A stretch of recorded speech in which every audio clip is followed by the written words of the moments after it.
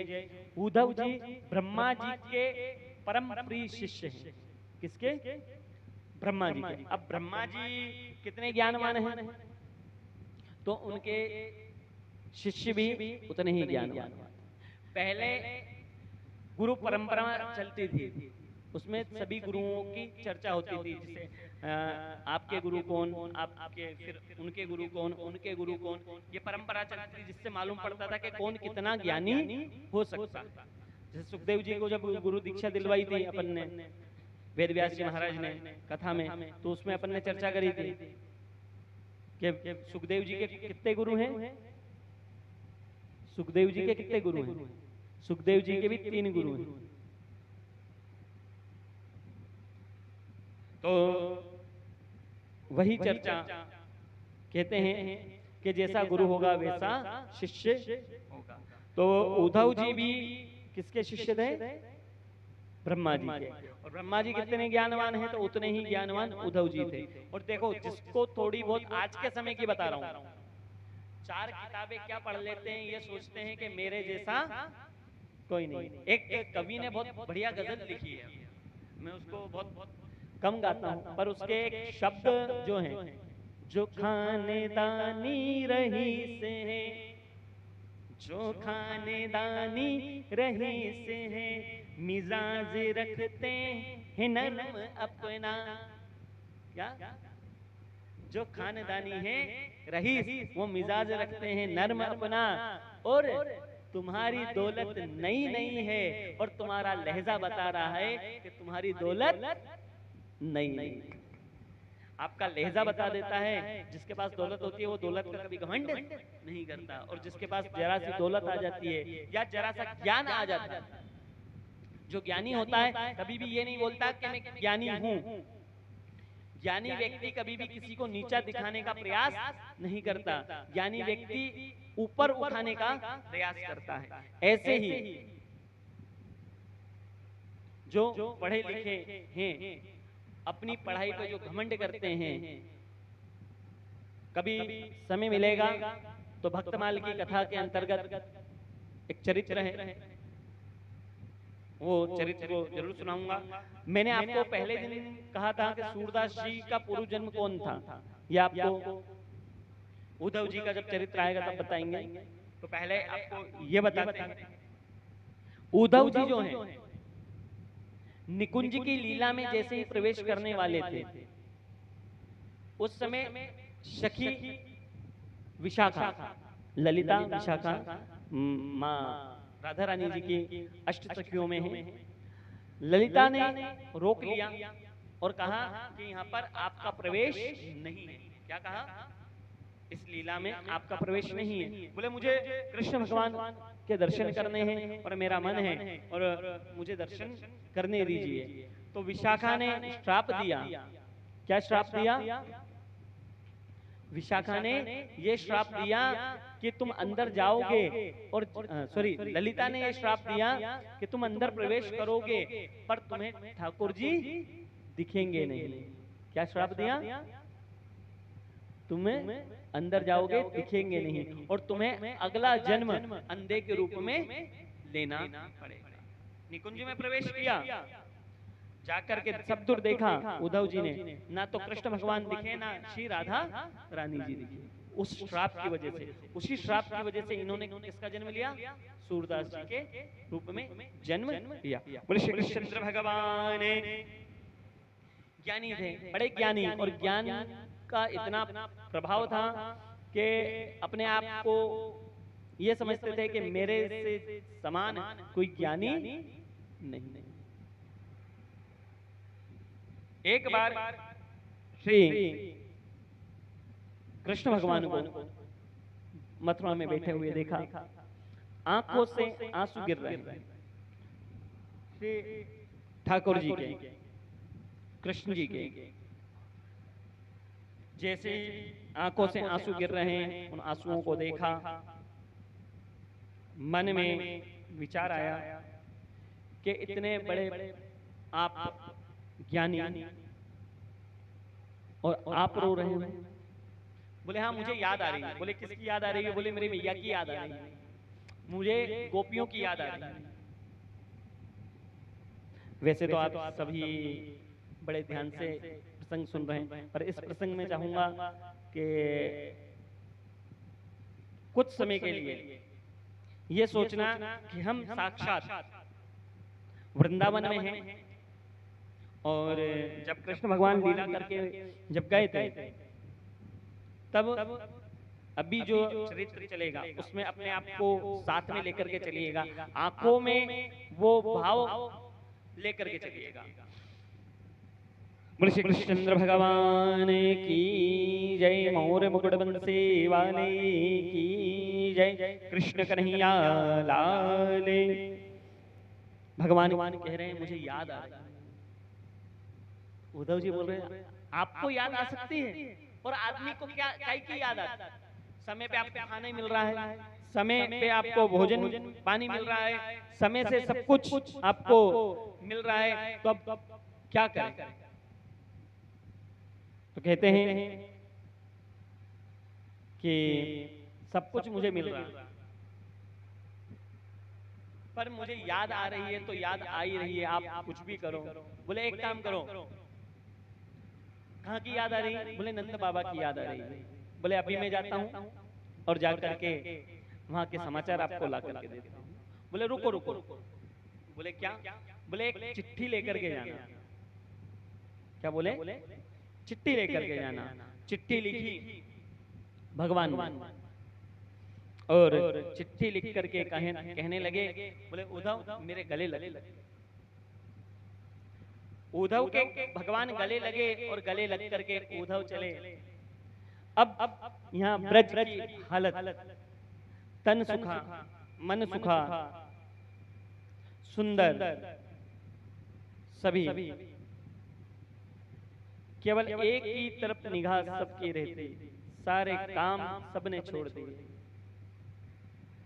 जो भोजन करते थे उस भोजन में स्वाद नहीं आता, भोजन बनाने वाली माताओं को भोजन बनाने का मन नहीं होता। अब तो ये मानो कि साक्षात सारी भूख कहाँ चली गई? श्री कृष्ण के साथ चली गई। रोज केवल एक ही आस लगी रहती कि आज मेरा श्याम आएंगे, आज मेरे कन्हैया आएंगे, और आज अगर आ गए ना तो आज मैं उनसे बहुत प्यार करूंगा। एक गोपी की तो ऐसी हालत हो गई कि दीवार पे निशान बनाने लगी, आज 2 दिन का बोल के गया था, जाने कितने 2 दिन निकल गए, अब वो आएगा कि नहीं आएगा। एक सखी रोज डेली नंदरानी के पास जाकर के कहती है, नंदरानी बोल करके गया था कल आएगा, आज कल हुआ नहीं है, आज नहीं आएगा, वो कल आएगा वास्तव में। हेम नंदरानी चिंता मत करो, तुम सो जाओ, तुम रो मत, सो जाओ। जैसे ही तन सुखा मन सुखा ने देखा मथुरा की तरफ से कोई रथ आ रहा है, रथ की धूल उड़ रही है, उस धूल को उड़ता हुआ देख करके मन ही मन विचार करने लगी कि हो ना हो मेरा कन्हैया आ रहा है। मन सुखा कहता है आज तारीख आने दो, ना तो मैं बोलूंगा ना देखूंगा, बोल के गया था कि 2 दिन में आऊंगा, पर 2 दिन आज तक नहीं। तन सुखा कह रहा है आज बात कर लेना, आज आ रहा है ना, आज बात कर लेना, और फिर बात मत करना, एक बार अपने गले से जरूर लगा लेना, बात मत करना, गले से लगा लेना। बोले हाँ ये करूंगा, बात नहीं करूंगा, बहुत मुझे रुलाया है, बहुत मुझे तड़पाया है, बहुत मेरी परीक्षा ली है, आज मैं अपने अंक में भर लूंगा, और इतनी जोर से अंक में भरूंगा कि पूछो मत, अपनी पूरी ताकत से उसको दबा लूंगा, और उसको याद आनी चाहिए कि किसी से पाला पड़ा। इस प्रकार से चर्चा आपस में कर रहे हैं। रथ आया, यहाँ पर एक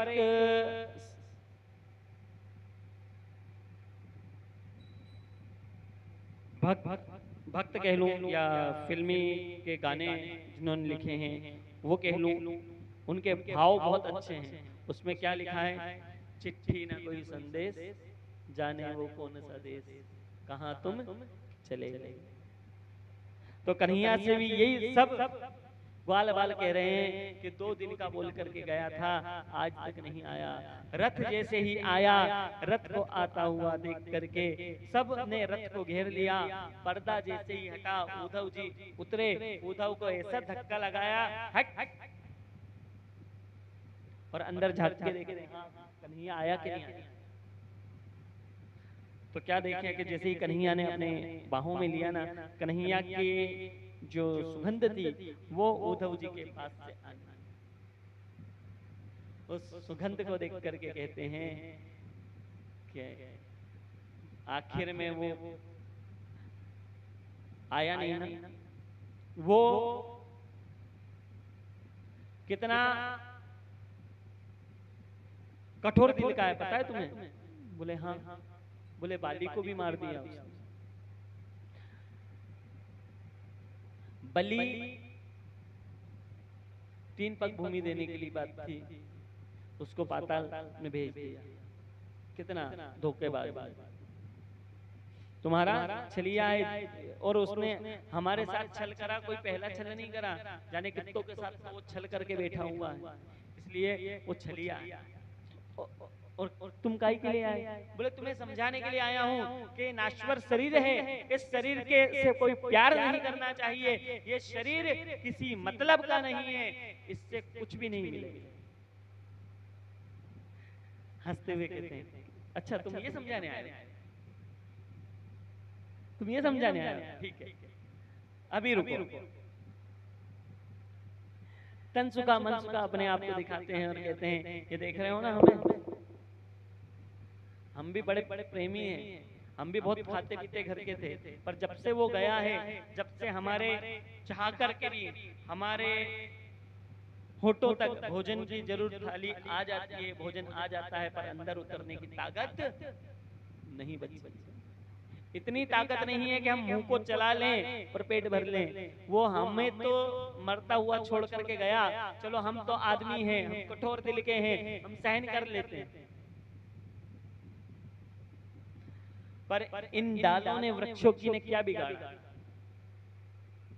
ये डाल जो है ना, जिसपे हमारा लाला खेला था, आज वो वृक्ष की डाल भी सूख करके गिर रही है नीचे। मानो वो भी कह रही हैं कि हमें जिंदा रहने का कोई मतलब नहीं है। क्यों मतलब नहीं है? कि जब तक हमारा प्रेमी, हमारा श्याम हमारे पास नहीं है, तो हमें ऐसा प्रेम नहीं चाहिए, ऐसा जीवन हमें नहीं चाहिए। ये जीवन किसी काम का नहीं है। और कहते हैं और बताएं तुम्हें, तुम हमें सिखाने आए हो प्रेम क्या होता है। ये गैया देख रहे हो ना, ये गैया होती थी खूब मोटी, और अब देख लो न्यू हो गई। जिस दिन से ये शाम गया है ना, जिस दिन से ये छलिया गया है ना, उस दिन से इन गऊओं ने खाना पीना सब छोड़ दिया है, और ये दुआ मांग रही है कि जल्दी से जल्दी हम मर जाएं। क्यों? जहां हमारे श्याम का दीदार नहीं, जहां हमारे कृष्ण का दीदार नहीं, जहां हमारे कन्हैया का दीदार नहीं, वहां हमें जिंदा रहने का कोई मतलब नहीं। और क्या बताएं तुम्हें? चलो ठीक है, तुम ये बोल लोगे कि ये दुनिया वाले। नंद बाबा की हालत बताते हैं। बोले नंद बाबा जब से कान्हा गया है ना, जब से उन्होंने अपने पैरों में चप्पल नहीं पहनी, और खेतों में काम भी करते हैं। मन नहीं है काम करने का, पर एक याद ये आ जाती है कि जब मेरा कन्हैया आएगा, उसको भूख लगेगी तो कहां से अन्न ला करके दूंगा, कहां से उसको खिलाऊंगा। इसलिए वो काम कर रहे हैं। बोले देखो और भी गोप हैं, सबने चप्पलें छोड़ रखी हैं, मानो वो चप्पलें इसलिए छोड़ रखी हैं कि हमारे ठाकुर ने, हमारे कन्हैया ने इस भूमि पे नंगे पैर दौड़ लगाई है, सबके घरों में जाकर के माखन की चोरी करी है। तो क्या मालूम किस जगह मेरे कान्हा के चरण होंगे, और अगर उसके चरण में हमारी अगर ठोकर लग गई तो हमारा जिंदा रहना किसी काम का। उद्धव तुम ये बता रहे हो, देखो सबके पैरों में छाले पड़े हुए, खून की धार निकल रही है, फिर भी इनको होश नहीं है कि कुछ दवाई लगा लें। वो ये कह रहे हैं ये बेरी पापी, ये पैर उस कान्हा के साथ क्यों नहीं चले गए? जिस समय वो कान्हा गया उस समय ये पैर भी कट जाने थे। अगर ये पैरों से हम उसकी सहायता नहीं कर पाए तो ये पैर भी हमारे किसी काम के। ये पैर बोल रहे हैं। और क्या समझाने आए हो कि प्रेम क्या होता है? तुम नर रानी से मिलने आए हो, चलो हम तुम्हें नर रानी के पास लेकर के चलते हैं। ये जो नाली आप बह रही है, ये जो नाली बह रही है, उस नाली का जो छोर जहां बंद हो जाए, सोच लेना कि नंद भवन आ गया। उद्धव जी कहते हैं मेरे अब चलने की ताकत नहीं बची। जो ज्ञान देने के लिए आए थे, जो कन्हैया जी को ये कहने के लिए आए थे, मैं अभी गया और 1 घंटे में लौट करके सबको ज्ञान दे करके आता हूँ। अब वो उद्धव जी, उनके पैरों में इतनी ताकत नहीं बची कि वो पैर उठा करके चल पाए। उद्धव जी को तनसुखा जी हाथ पकड़ करके लेकर के जाते हैं नंद भवन में। बोले चलो नंद रानी जी को दिखाता हूँ, तुम नंद रानी जी से मिलना चाहते हो, नंद रानी जी को ज्ञान देने आए हो, चलो। जैसे ही नंद रानी के यहाँ जाकर के देखा, हे नंद रानी, हे माँ, अंदर से आवाज लगाई और कहती है क्यों रे तनसुखा, मैंने तेरे को कितनी बार समझाया कि अभी मेरा लाल सोया है, तेरी आवाज से वो लाल जग जाएगा, तू आवाज मत लगा। तनसुखा कहता है चलो मुझे तो मालूम है मेरा कन्हैया कहाँ सो रहा है, पर ये जो आए हैं मथुरा से आए हैं, ये तुम्हारे लाल को देखने के लिए आए हैं और तुम्हें ज्ञान देने के लिए आए हैं, चलो इनको जाकर के दर्शन कराओ। माँ के आंखों से आंसू की धार बहते बहते ऐसा समय निकल रहा था कि अब आंखों से दिखना बंद हो गया, और जैसे ही आंखों से दिखना धुंधला हुआ, माँ दीवाल के सहारे अपने को संभालती हुई जाती है, और जैसे ही पलने को देखती है फूट फूट करके रोने लगती है कि मैं अभागन, मेरा लाल मुझसे दूर चला गया है। माँ अपने आप को ताने देने लगती है, मैंने अपनी परवरिश में कोई कमी रखी, वो मेरे से माखन मांगता था, मैं उसको माखन नहीं देती थी, इसलिए वो मुझे छोड़ करके चला गया। माँ अपने हाथों को पीटने लगती है कि मैंने उस पे हाथ कैसे उठाए, इसलिए वो मुझे छोड़ करके चला गया। माँ कहती है मैंने उसको उखल से बांधा था, इसलिए वो मुझसे नाराज होकर के चला गया है, और ऐसा गया कि आज तक लौट करके नहीं आया है। इन हाथों को भी रहने का कोई अधिकार नहीं है, इन पैरों से मैंने उसको खूब भगाया है, ये पैर भी मेरे रहने के लायक नहीं है, माँ को ऐसा व्याकुल अवस्था में देखा, श्री उद्धव जी अपने आप को रोक नहीं पाए। उद्धव जी की आंखों से झरझर आंसुओं की बारिश होने लगी। जो उद्धव ज्ञान के प्रतीक बताए जाते हैं, आज वो उद्धव किसी के सामने नहीं रोए, पर माँ के सामने पैर पकड़ करके बैठ गए। हे माँ, बड़ी तू धन्य है, तूने ऐसे लाल को पैदा किया। हे माँ, तू बड़ी धन्य है। और ऐसा कह करके उद्धव जी की आंखों से भी झरझर आंसुओं की धारा बंद नहीं हो रही। उद्धव को मां समझाती है कि हे उद्धव,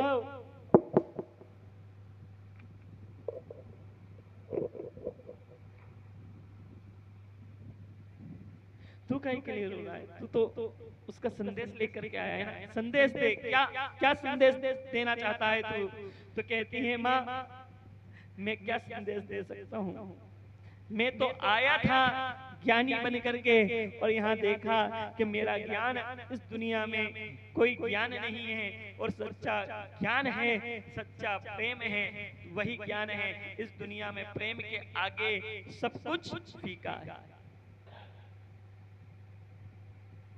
माँ से इस प्रकार चर्चा करते हुए गए और जाकर के कहते हैं कि कान्हा ने कहा था कि गोपियों की याद आ रही है। हे तनसुखा, मुझे उन गोपियों की भी तो दर्शन करा दे। ऐसी कौन सी गोपियां हैं जिनके लिए मेरा श्याम दिन रात रोता रहता है?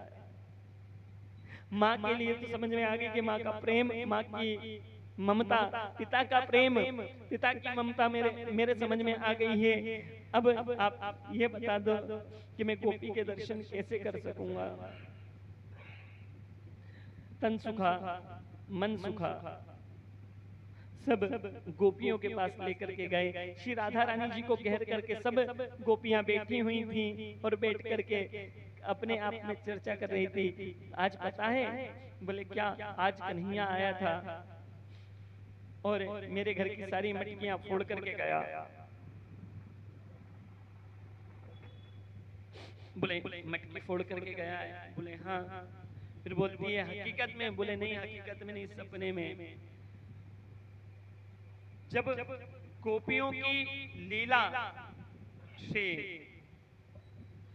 उद्धव जी सुन रहे हैं,